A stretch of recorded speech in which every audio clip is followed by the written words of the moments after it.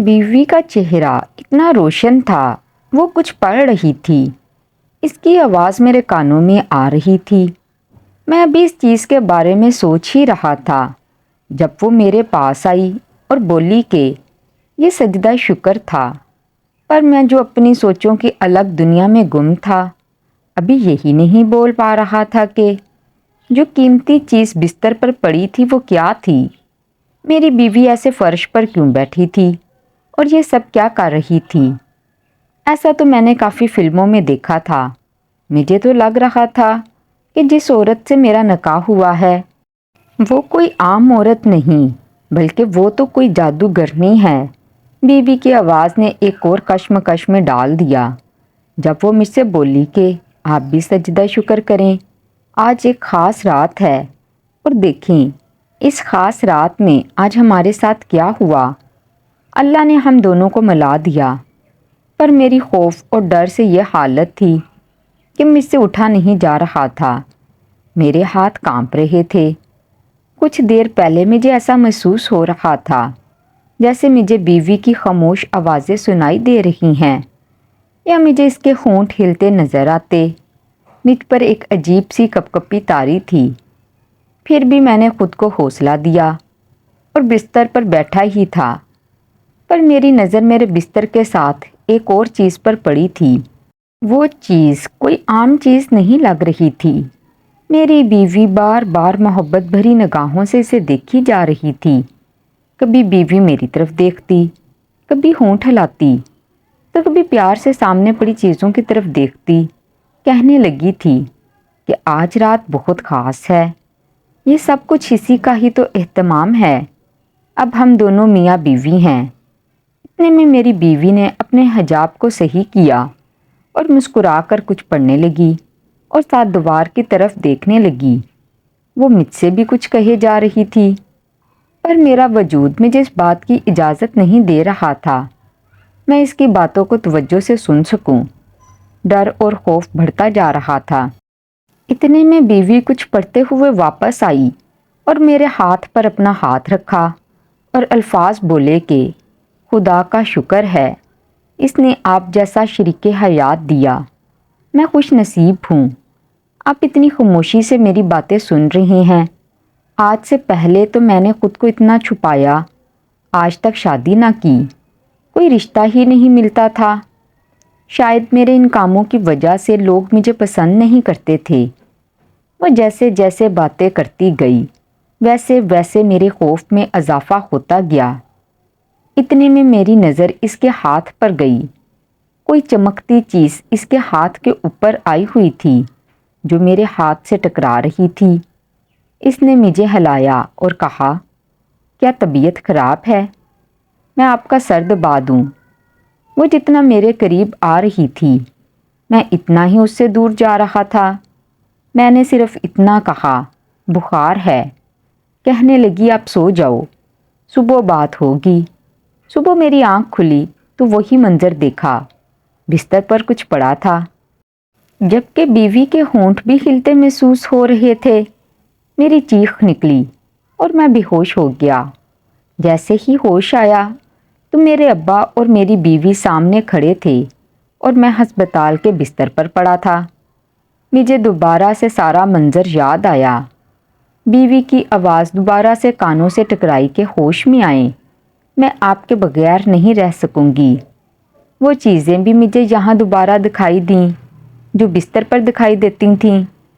اتنے میں میری نظر سامنے کھڑی ایک اور عورت پر گئی جو خلیے سے بالکل میری بیوی کی طرح لگتی تھی۔ اس کا چال چلن، بات کرنے کا انداز بالکل میری بیوی سے ملتا تھا۔ اس نے میرا ہاتھ پکڑا اور اونچی آواز سے کہا، میری بیٹی کا خیال رکھنا، یہ میری بیٹی ہے، ہم ماں بیٹیاں کبھی کبھی ملتی ہیں۔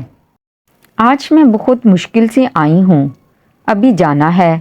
میری بیٹی کا تمہارے علاوہ کوئی نہیں ہے۔ یہ چھوٹی تھی تو اس کے ابا فوت ہو گئے۔ میں اسے چھوڑ کر ایک شخص کے پاس چلی گئی۔ وہ شخص کوئی اور نہیں، میرا کزن تھا جس سے میری شادی ہوئی اور میں نے بھاگ کر شادی کی۔ یہ باتیں میں سن بھی رہا تھا۔ خوف بڑھ رہا تھا۔ کیونکہ میری بیوی کے ہونٹ مسلسل ہل رہے تھے۔ لیکن مجھے پھر سے آواز سنائی دی کہ پھر میری بیٹی پیدا ہوئی اور باپ فوت ہو گیا۔ میں اکیلی اس کی تربیت نہیں کر سکتی تھی، اس کو کزن کے حوالے کیا اور خود دوسری شادی کر لی۔ میں بیٹی سے ملنے آتی رہتی تھی، میری بیٹی سے کوئی شادی نہیں کرتا تھا، وجہ کوئی اور نہیں، میں تھی۔ بچپن میں اس کے باپ یعنی میرے کزن نے اس کی اچھی تربیت پر میرا ساتھ نہ دیا اور وہ چل بھی بسا۔ میں اپنی بیٹی کو چھوڑ کر واپس آ گئی تھی، لیکن پھر اچانک ہی میری ساس نے مجھے ایسا راز بتایا جسے سن کر تو میں ہکا بکا ہو گیا تھا۔ میرا نام علی ہے۔ میں نے جب سے ہوش سنبھالا تھا تو میں عجیب رسومات دیکھتا تھا۔ میں جانتا تھا کہ یہ خاندان میرا اپنا خاندان نہیں ہے۔ میں سب سے دور رہتا تھا۔ ابا کے دوست مجھ سے یہی کہتے تھے کہ دیکھو، اب تمہیں ہمارے طور طریقوں پر ڈھل لینا چاہیے۔ اس طرح میں اب آہستہ آہستہ ان کی رسومات اپنانے لگا تھا۔ پر اچانک ہی میری ملاقات میرے بچپن کے دوست سے ہوئی تھی، جو کہتا تھا کہ دیکھو، یہ سب گناہ ہے، پھر بھی رسمیں کیوں اپناتے ہو؟ اب تو تم جوان ہو گئے ہو، تم میں سمجھ بوجھ بھی ہے، پھر تم یہ سب کیوں کرتے ہو؟ اس کی بات سن کر میں کہنے لگا کہ مجھے تو بچپن سے یہی سکھایا گیا ہے، پر وہ میری بات کا مذاق اڑاتا۔ ایک روز کہنے لگا، اس طرح تو تمہاری شادی بھی نہیں ہوگی، کون تم سے شادی کرے گا؟ میں نے اس سے کہا کہ ایسی بات کیوں کر رہے ہو؟ اس طرح میں نے تنگ آ کر اس کے سامنے شرط رکھ دی کہ دیکھنا، میری شادی تو مسجد نبوی میں ہوگی۔ جب کہنے لگا کہ تمہیں پتہ بھی ہے کہ وہ مسجد اتنی پاکیزہ ہے، پھر میں نے اسے کیا بتایا کہ میری شادی وہاں ہو سکتی ہے۔ میں فوراً گھر آ کر اپنے ابا سے ملاقات کرنے لگا۔ میں ابا سے کہنے لگا کہ ابا، میرے دوست میرا مذاق اڑاتے ہیں، یہ آپ نے مجھے کن کے گھر بھیج دیا ہے؟ ابا کہنے لگے کہ دیکھو، تم ان کے طور طریقوں کو بالکل بھی نہ اپناؤ۔ میں جلد ہی اپنی جاب ختم کر کے ریٹائرمنٹ لے کر تمہیں اپنے پاس بلا لوں گا اور پھر تمہاری شادی ادھر ہی کروا دوں گا۔ میں نے اپنے ابا سے کہا کہ ابا، کیا میری شادی مسجد نبوی میں ہو سکتی ہے؟ ابا میری بات سن کر خوش ہو گئے، کہنے لگے کہ میرا بیٹا اتنا مذہبی کب سے ہو گیا ہے؟ میں نے ابا سے کہا، ابا میری ایک ہی تو خواہش ہے، میں نے اگر شادی کی تو مسجد نبوی میں ہی کروں گا۔ ابا کہنے لگے کہ ہاں بیٹا، تمہاری خواہش میں ضرور پوری کروں گا۔ میں نے اپنے دوست کو یہ بات بتائی تو وہ میری بے بسی کا مذاق اڑانے لگا کہ میں تو بالکل بھی نہیں مانتا کہ تم جیسے انسان کو کوئی اپنی بیٹی دے گا۔ لیکن دن ایسے ہی گزرنے لگے اور پھر وہ دن آ گیا جب ابا نے مجھے اپنے پاس بلا لیا۔ جیسے ہی ہوائی جہاز میں بیٹھا تو مجھے کافی پیاس لگنے لگی۔ میں نے اپنے ساتھ بیٹھے اس نوجوان سے کہا کہ کیا مجھے پانی مل سکتا ہے؟ پر وہ نوجوان مجھے دیکھ کر اپنا چہرہ سنجیدہ کر کے پوچھنے لگا کہ کیا تم اس حالت میں پانی پیو گے؟ تم کیسی باتیں کر رہے ہو؟ تم مسلمان ہو؟ میں نے اس سے کہا کہ ہاں میں مسلمان ہوں۔ تو کیا ایک مسلمان دوسرے مسلمان کو پانی نہیں دے سکتا؟ جب وہ کہنے لگا کہ ایسی بات نہیں ہے، کچھ سوچتے ہوئے وہ پھر سے کہنے لگا کہ میں ابھی تمہیں پانی نہیں دے سکتا، تمہیں پانی آدھے گھنٹے بعد ہی ملے گا۔ میں تو اس سے لڑنے لگ گیا کہ کیوں آدھے گھنٹے بعد؟ ایسا کیا ہے جو مجھے ابھی پانی نہیں مل سکتا؟ پر وہ مجھے گھورنے لگا تھا جیسے میں کوئی پاگل ہوں اور عجیب باتیں کر رہا ہوں۔ اس پہ مجھے بہت غصہ آیا کہ مسلمان کا کیا حال ہو گیا ہے۔ مجھے تو وہی گھر اب یاد آنے لگا تھا۔ ابا کے دوست میری کافی مدد کرتے تھے، پر میرا پالا اپنے مذہب کے جتنے لوگوں سے بھی پڑا تھا وہ سبھی ایسے ہی تھے۔ میرا دوست میری بے بسی کا مذاق اڑاتا تھا، مجھ سے کہتا تھا کہ مجھ سے کوئی شادی نہیں کرے گا۔ اب یہ شخص بھی مجھے پانی تک نہیں دے رہا تھا۔ لیکن جیسے ہی آدھا گھنٹہ گزرا تو ہوائی جہاز میں ہر طرف کھانا کھل گیا۔ یہ دیکھ کر مجھے بہت حیرت ہوئی تھی۔ جب وہ شخص کہنے لگا، اب تم جی بھر کر پانی پی سکتے ہو، میں اس کی اس بات پر چونک گیا۔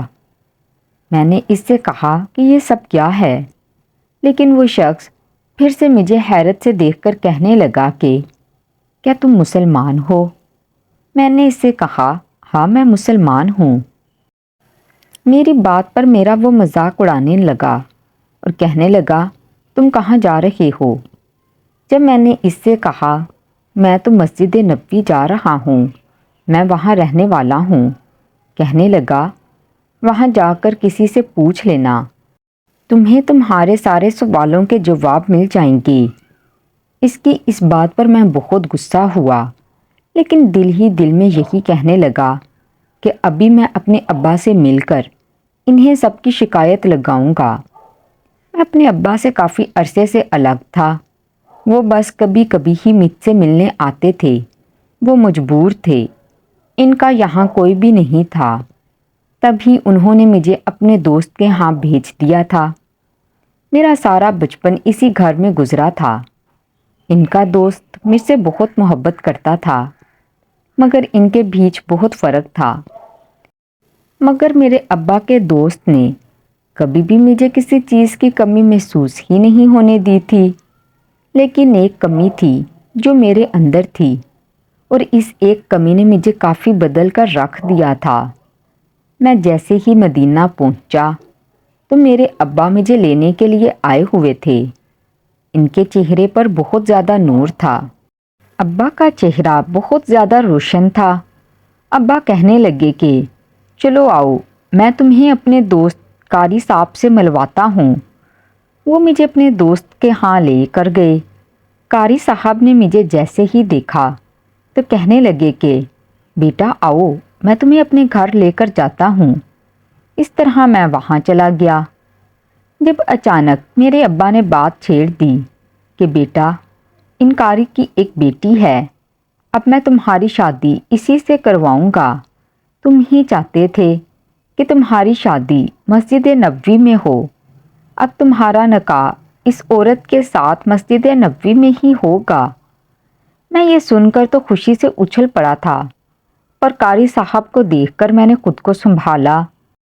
اس طرح کچھ دیر بعد ہی میرا نکاح قاری صاحب کی بیٹی سے ہو گیا، جسے میں نے ابھی تک نہیں دیکھا تھا۔ میں نے جیسے ہی اس کا دیدار کیا تو یہ دیکھ کر میں خوشی سے پاگل ہو گیا، کیونکہ وہ بہت ہی خوبصورت تھی۔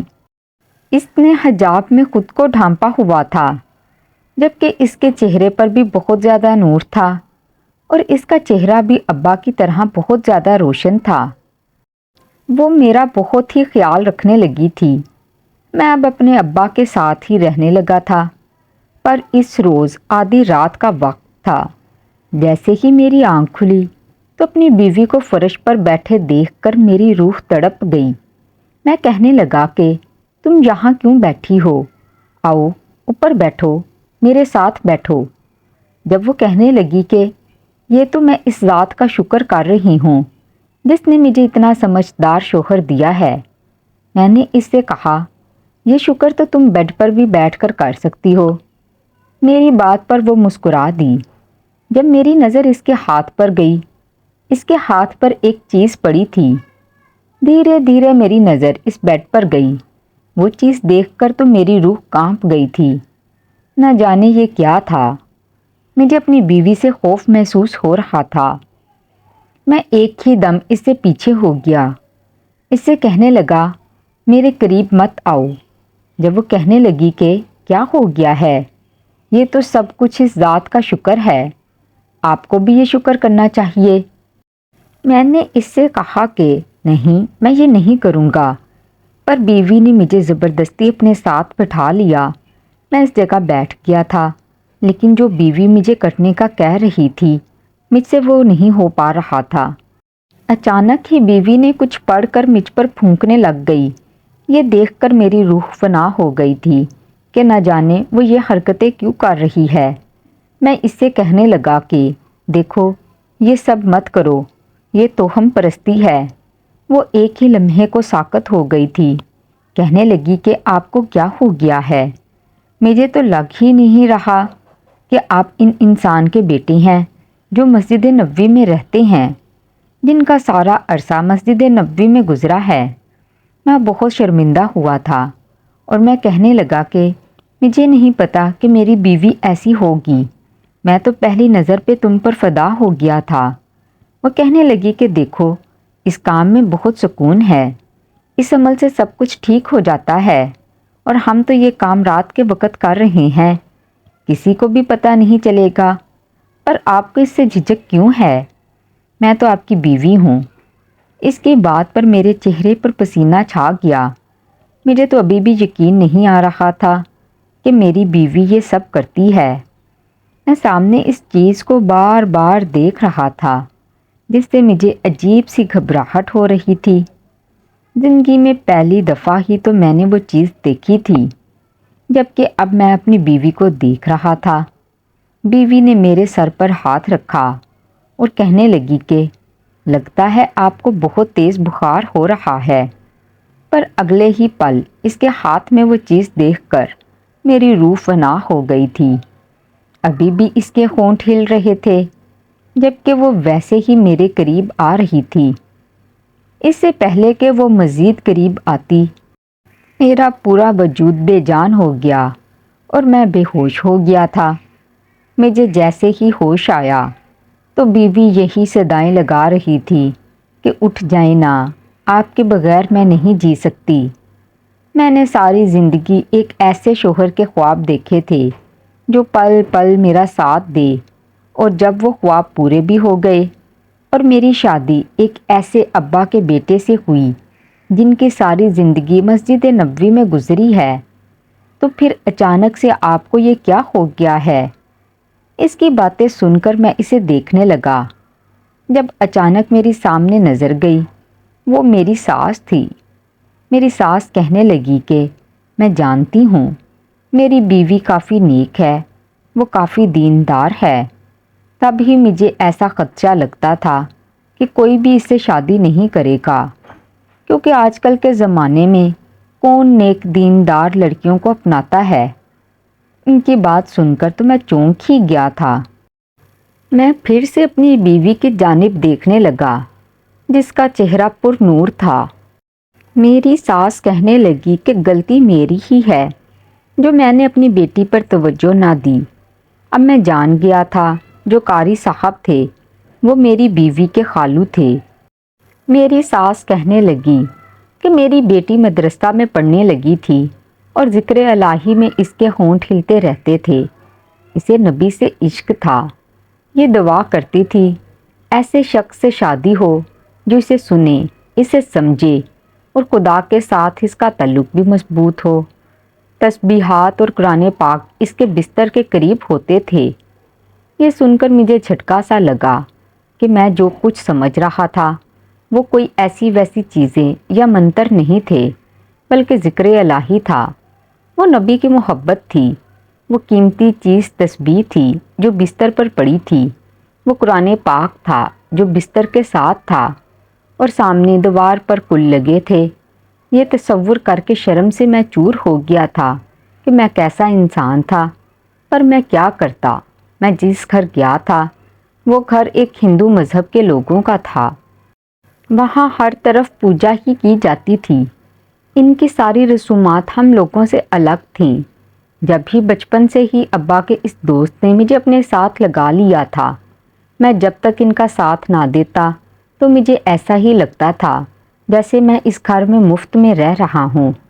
تبھی میں ان کی ہر عبادت میں ان کا ساتھ دیتا تھا، جبکہ اب میں اپنے مذہب سے اتنا دور ہو گیا تھا، مجھے تو کچھ پتہ ہی نہیں چلتا تھا۔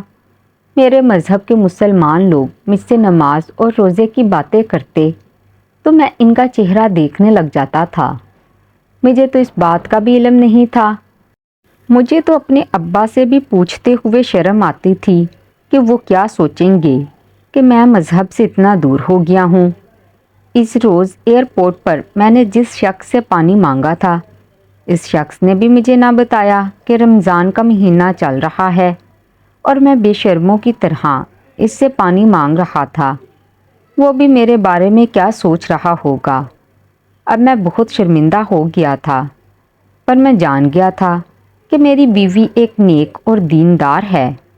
مجھے تو اپنی قسمت پر رشک ہونا چاہیے تھا۔ میں نے اپنی بیوی کا ہاتھ پکڑا اور بتایا کہ میں ایک مذہبی گھرانے میں پیدا ہوا ہوں۔ حادثے میں سب کا انتقال ہو گیا اور میرے والد بچ گئے۔ مجھے اپنے ہندو دوست کے پاس چھوڑ کر وہ مسجد نبوی آ گئے۔ میں آہستہ آہستہ ان سب رسومات کا عادی ہو گیا تھا اور اپنے مذہب سے بھی بہت دور ہو گیا تھا۔ میں جس سکول جاتا تھا وہ بھی ہندو والا تھا۔ تب ہی مجھے اسلام کا علم ہی نہیں تھا۔ میں جب بھی لوگوں کو نماز پڑھتے دیکھتا تھا تو مجھے ایسے لگتا تھا کہ یہ ایک قسم کی ورزش ہے جو لوگ کر رہے ہیں، لیکن شرم کے مارے میں کسی سے پوچھ بھی نہیں سکتا تھا۔ میں جس سے بھی پوچھتا تھا تو وہ میرا مذاق اڑاتا تھا کہ تم یہی سوچو گے کیونکہ تم اس گھر میں جو ہو، تم تو ایک گناہ گار انسان ہو۔ یہی سوچ کر میں سب سے یہی کہتا کہ دیکھنا، میں مسجد نبوی جاؤں گا، کیونکہ مجھے اتنا تو پتہ تھا کہ میرے ابا مسجد نبوی میں ہوتے ہیں۔ میں کسی بھی طریقے سے مسجد نبوی پہنچ جاؤں گا۔ لوگ تو میرا شادی پر بھی مذاق اڑاتے تھے کہ کوئی تمہیں اپنی بیٹی نہیں دے گا کیونکہ تم مذہب سے کوسوں دور ہو۔ پر میں ان سب کو فخر سے کہتا تھا کہ دیکھنا، میں اپنا نکاح مسجد نبوی میں ہی کروں گا۔ تب ہی میں ابا سے بھی یہی بات کرتا تھا۔ اس رات جب تم نماز پڑھ رہی تھی اور جائے نماز پر بیٹھی تھی تو مجھے ایسا لگا جیسے نہ جانے تمہیں کیا ہو گیا ہے۔ تبھی میں تم سے کہہ رہا تھا یہ سجدہ شکر تو تم بیڈ پر بھی کر سکتی ہو۔ لیکن جیسے ہی میں نے بیڈ پر قرآن مجید پڑھا دیکھا تو میری روح ہل گئی تھی، کیونکہ میں نے کبھی بھی اس پاکیزہ کتاب کو دیکھا تک نہیں تھا۔ مجھے ایسا لگ رہا تھا جیسے یہ کوئی معمولی سی کتاب ہے۔ میں نے جیسے ہی تمہارے ہونٹ ہلتے دیکھے تو مجھے لگا جیسے تم منتر پڑھ رہی ہو۔ مجھے تم پر شک ہونے لگا تھا کہ کہیں تم جادو وغیرہ نہ کر رہی ہو، کیونکہ تمہارے ہونٹ ہل رہے تھے اور تم مجھ پر بار بار پھونک رہی تھی۔ یہ سب تو میں نے بس جادو کی حد تک ہی دیکھا ہوا تھا۔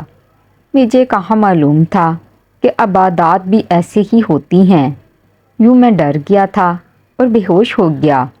میری بیوی نے جیسے ہی میری باتیں سنی تو اس نے میرا ہاتھ تھاما اور بولی کہ فکر مت کریں، آپ بدقسمت انسان نہیں ہو، بلکہ آپ بہت ہی خوش قسمت ہو کہ آپ کو دین پر چلنے کا موقع مل رہا ہے۔ دیکھنا، میں آپ کو ہمارے دین کے بارے میں سب کچھ سکھا دوں گی۔ آپ کو کسی کے آگے بھی شرمندہ نہیں ہونا پڑے گا۔ یوں میری بیوی اب مجھے دین سکھانے لگی تھی۔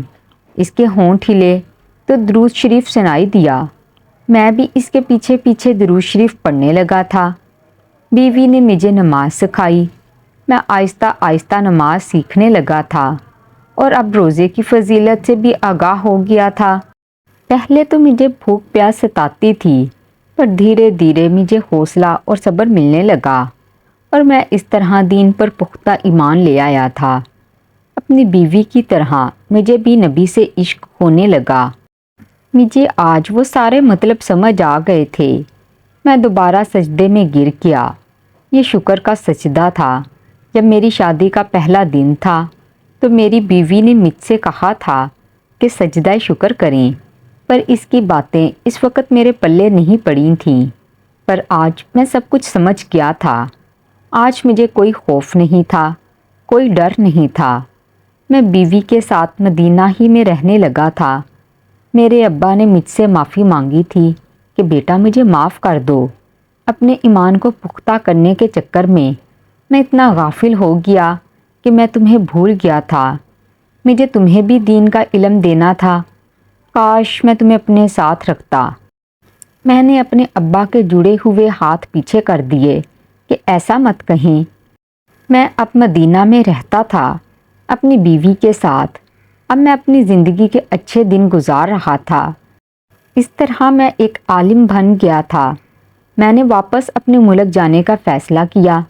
جب میں اس دوست سے ملا جو مجھے میری بیوی کے ساتھ دیکھ کر گھبرا گیا کہ آخر ایسے کیسے ہو سکتا ہے، وہ جو میرا مذاق اڑاتا تھا اور مجھے ہمیشہ دین پر نہ چلنے کے طعنے دیتا تھا، وہی دوست اب مجھے ایک عالم کے روپ میں دیکھ کر مجھ پر رشک کرتا تھا۔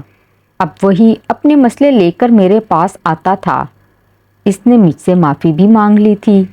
میں نے اسے معاف کر دیا تھا، لیکن اس سے یہی کہا تھا کہ کسی کے مذہب کی دوری پر اس کا مذاق نہیں اڑاتے۔ کیا پتا کہ وہ مجبور ہو، بلکہ اسے بھی اپنے ساتھ مذہب پر چلنے کی دعوت دیتے ہیں۔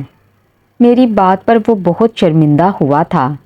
تو ناظرین، مزید اس طرح کے سبق آموز کہانیاں اور واقعات سننے کے لیے میری اس ویڈیو کو لائک لازمی کر دیں، شیئر بھی کریں اور میرے چینل کو سبسکرائب ضرور کر دیں۔ ساتھ ساتھ بیل آئیکن کا بٹن بھی پریس کر دیں تاکہ میری آئندہ آنے والی ویڈیوز کا نوٹیفیکیشن آپ کو ملتا رہے۔ ملتی ہوں اگلی ویڈیو میں، تب تک دعاؤں میں یاد رکھیے گا۔ اللہ حافظ۔